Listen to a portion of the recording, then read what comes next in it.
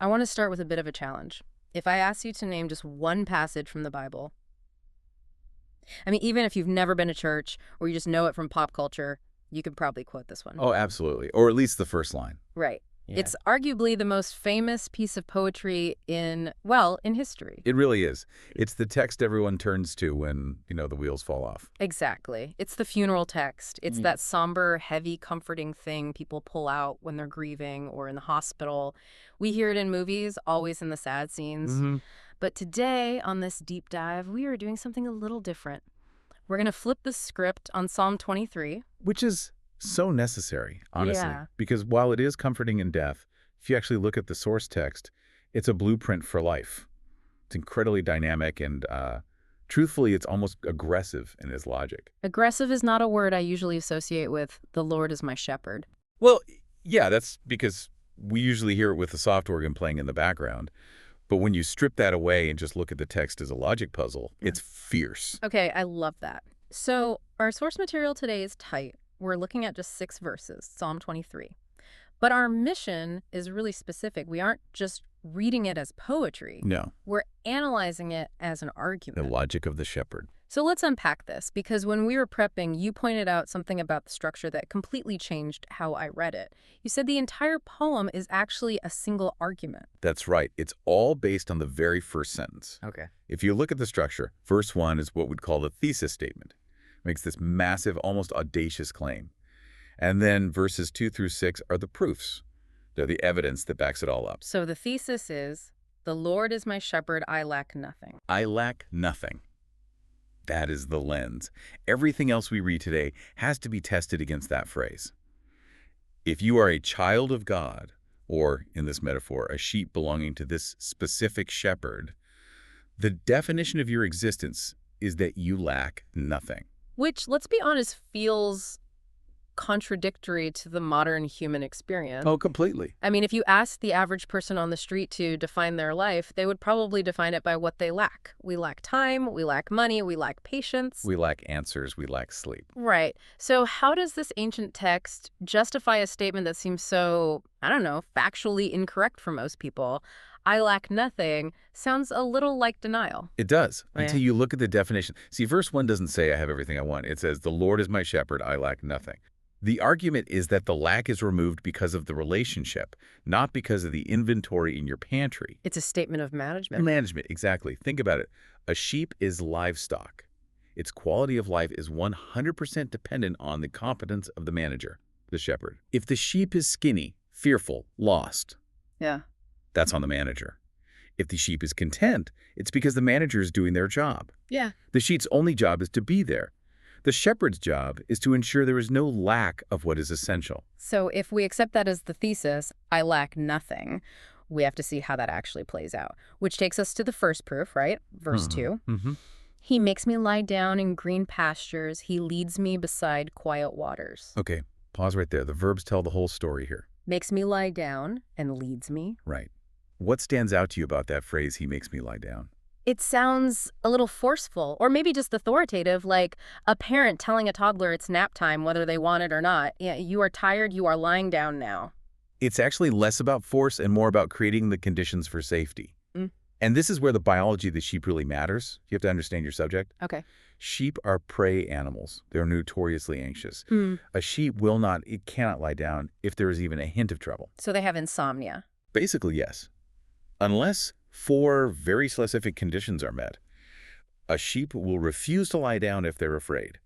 They won't lie down if there is friction with other sheep like bullying in the flock. They won't lie down if they're being tormented by flies or parasites. And they will not lie down if they are hungry. Wow. Okay, so they're high maintenance. Extremely.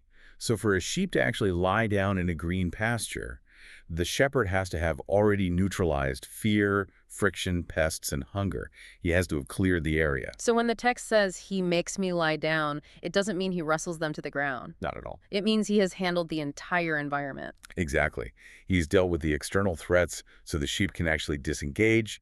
The sheep doesn't have to scout the perimeter. The sheep doesn't have to worry about the wolf or the bugs. That redefines lacking nothing pretty significantly. It means the child of God lacks the burden of self-protection. The shepherd takes the initiative. He provides the safety. You don't have to find the green pasture. You are led there. Precisely. And then look at the water. Quiet waters. Again, why that specific adjective? Why not just fresh water or cold water? Because sheep are top-heavy. Their wool absorbs water like a sponge. So if a sheep falls into a fast-moving river, they just sink. Oh, wow. They drown immediately. They are terrified of rushing water. They won't even drink from it if they're dying of thirst. So quiet waters means water that has been stilled. It's accessible. It's safe. Right. The shepherd knows the limitations of his sheep. He doesn't lead them to, a class 5 rapid and say, good luck, figure it out. He leads them to still waters where they can drink without fear. So the takeaway from this first proof from verses 1 and 2 is that the basic provisions, rest, sustenance, are not the sheep's problem to solve. The shepherd handles the logistics. The anxiety of where will I get my next drink or where is it safe to sleep is just removed. The sheep just has to follow. That's the first layer of lacking nothing. Okay, so we're fed, we're rested, physically we're good. But then verse 3 takes a hard turn inward. He refreshes my soul. He guides me along the right paths for his name's sake. This is where we move from physical needs to existential ones. Refreshes my soul implies that the soul can get depleted. Which is a very relatable concept. I mean, we talk about burnout, spiritual exhaustion, compassion fatigue. We just feel drained. The Hebrew word there can also be translated as restores. It's the idea of bringing something back to its original intent. It's actually a term in shepherding for this. Oh, really? It's called a cast sheep. A cast sheep? Yes. It happens when a sheep lies down in a little hollow in the ground and then accidentally rolls over on its back. Because of their center of gravity and all the wool, they sometimes can't get back up. They're just stuck, legs flailing in the air. Oh, no. And if they're left there, gases build up in their stomach, circulation gets cut off, and they die within a few hours. A cast sheep is completely helpless. So it needs the shepherd. It needs the shepherd to come find it, roll it over, and rub its legs to get the circulation back. He restores my soul. That is such a vivid image. It's not just, I need a vacation. It's, I am stuck, and I cannot right myself. Exactly. And then immediately after fixing the internal world, the text moves to navigation. Guides me along the right paths. This feels huge for anyone who suffers from decision fatigue. Or just general lostness, that whole, what am I even doing with my life feeling. It connects directly to the lacking nothing thesis.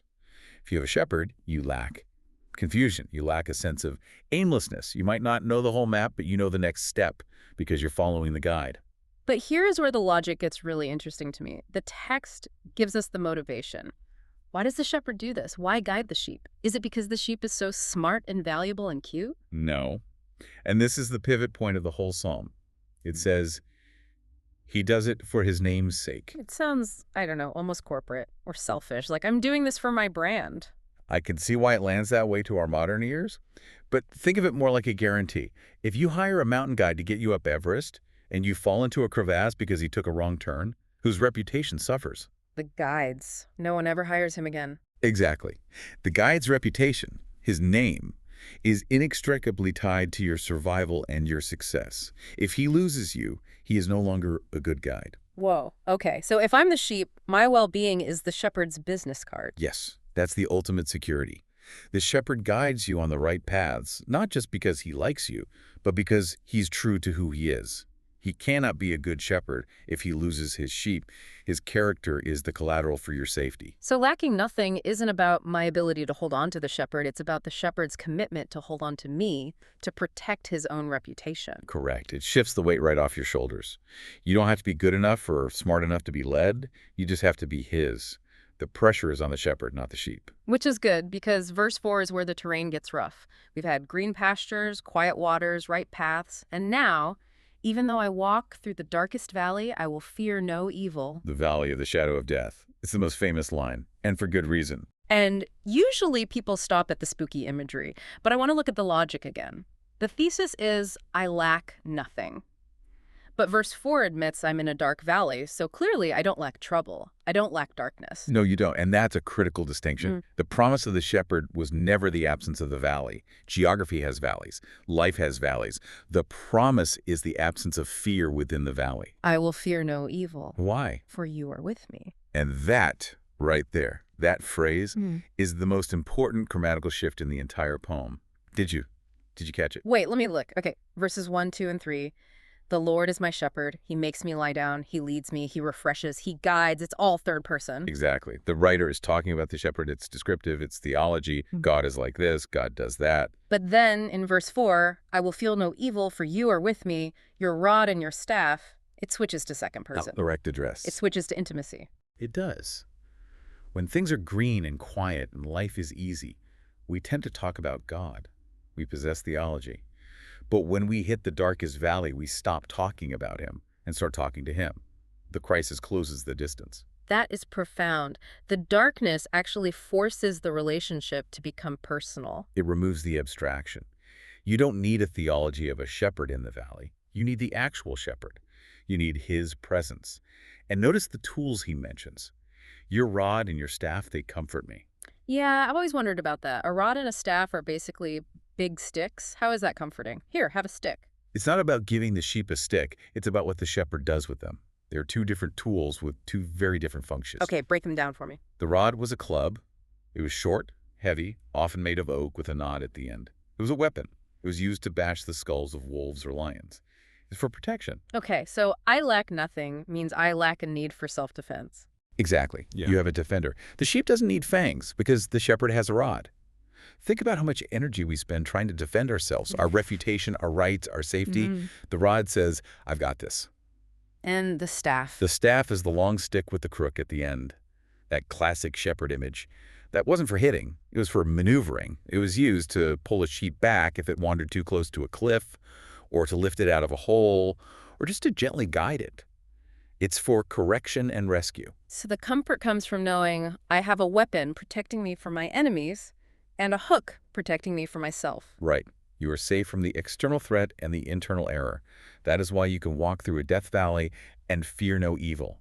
Not because the valley isn't scary, but because the shepherd is armed and attentive. I love that phrasing, the shepherd is armed. That changes the whole vibe. It's not passive at all. It's extremely active. And it sets us up for the next scene, which is arguably even stranger. We leave the pasture and the valley, and suddenly, we're at a dinner party. Verse 5, you prepare a table before me in the presence of my enemies. This is a total metaphor shift. We aren't sheep anymore. We're guests of honor. The relationship has elevated. But look at the setting.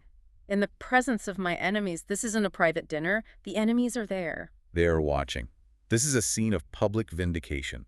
In the ancient Near East, if you were a fugitive and you made it to the tent of a powerful Bedouin sheik and he took you in and fed you, it was a signal to all your enemies. It meant this person is under my protection. It's such a bold image. Usually, if I'm surrounded by enemies, I'm hiding in a bunker. Or I'm fighting. I'm certainly not sitting down for a 5-course meal. And that's the point. To sit and eat requires you to be completely at ease. Biologically, digestion stops when you're in fight or flight mode.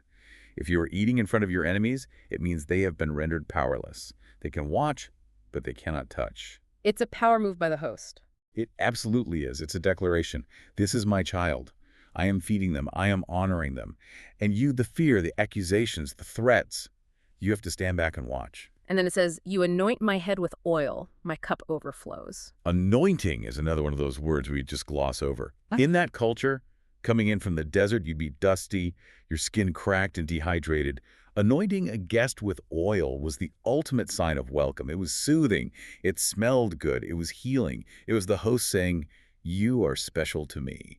But the cup overflows part, that brings us right back to the verse 1 thesis. I lack nothing. If your cup is overflowing, you don't just have enough, you have more than enough. It's abundance. It's a mess, actually. It's a beautiful mess. It's waste almost. It's the shepherd saying, I don't just ration out survival. I don't give you just barely enough to get by. I give until it spills over. So for the child of God, the experience isn't just, I survived the valley. It's, I was honored in the middle of the battlefield. Precisely. You are thriving in the danger zone. Which brings us to the finale, verse 6, the pursuit. Surely your goodness and love will follow me all the days of my life. This is one of my favorite linguistic nuances in the text. There's a word in the original Hebrew here, radaf, and it's translated as follow, which sounds kind of passive, you know, like a puppy trailing behind you. Or a shadow, but radaf means something else. It's much stronger. It means to pursue, to chase, to hunt down. It's the word used for armies chasing a fleeing enemy. So, surely your goodness and love will hunt me down. Yes. Think about how we usually live. We are always chasing things. Chasing success, chasing peace, chasing stability, chasing the next weekend. We are the hunters, and we are exhausted from the pursuit. But the logic of the shepherd flips it. Completely. In this kingdom, you are the one being hunted. Goodness and love, these personified forces, are on your heels. You can't shake them. Even when you screw up, even when you enter the valley, they are stalking you. That paints a picture of these two constant companions. Like, I turn around and there they are, goodness and love, just shadowing me. All the days of my life. Not just the good days, not just the green pasture days, the valley days too, the days when you fail. They are still there. And where does this pursuit end? What's the final destination? And I will dwell in the house of the Lord forever. This is the ultimate fulfillment of I lack nothing. The final lack that humans fear is the lack of a home, the lack of belonging, the fear that we are just temporary drifters in the universe. And this says, no, you have a permanent residence. I will dwell. It implies settling in, unpacking your bags. It's not a visit, it's a habitation. And it links back to the very beginning. The shepherd who led you to the pasture, who walked with you in the valley, who fed you at the table. He hasn't just been wandering aimlessly. He's been taking you somewhere. He's been taking you home. So if we look at the whole arc, the logic holds up. It's a closed loop. It is. Let's just recap the journey. We started with the claim, I lack nothing. Why? Because the shepherd takes the initiative. He makes me rest when I'm anxious. He leads me to water when I'm thirsty. He stakes his own reputation on my guidance. He accompanies me intimately in the dark, armed with a weapon for my protection and a staff for my correction. He vindicates me publicly in front of my enemies, treating me with overflowing generosity. And finally, he ensures that I am actively pursued by goodness until I arrive at a permanent home. When you lay it out like that, I lack nothing, stops sounding like a wish and starts sounding like a fact. It's a fact of identity. If you are the sheep of this shepherd, those are the terms of the contract. You might lack answers today, you might lack control, you might lack immediate solutions. But in the grand scope of reality, you lack nothing. It really does change how you read it. It's not just poetry, it's a legal argument for your own peace of mind. Absolutely. It's a permission slip to stop striving. And that leads me to something I want to leave our listener with. A little provocative thought to chew on as we wrap up. What's that? It goes back to that word redaf, the idea of being pursued in verse 6. We spend so much of our lives running toward things we think will satisfy us, or running away from things we fear. We are just exhausted from the running. We are. But this text suggests that goodness and love are actually behind us, trying to catch up. So here's the question. If you stopped striving so hard to find the right path, if you stopped running so fast, and you just let the shepherd lead, what might finally be able to catch up to you? That's a powerful thought. Stop running and let yourself be caught. Thanks for diving in with us. We'll see you next time.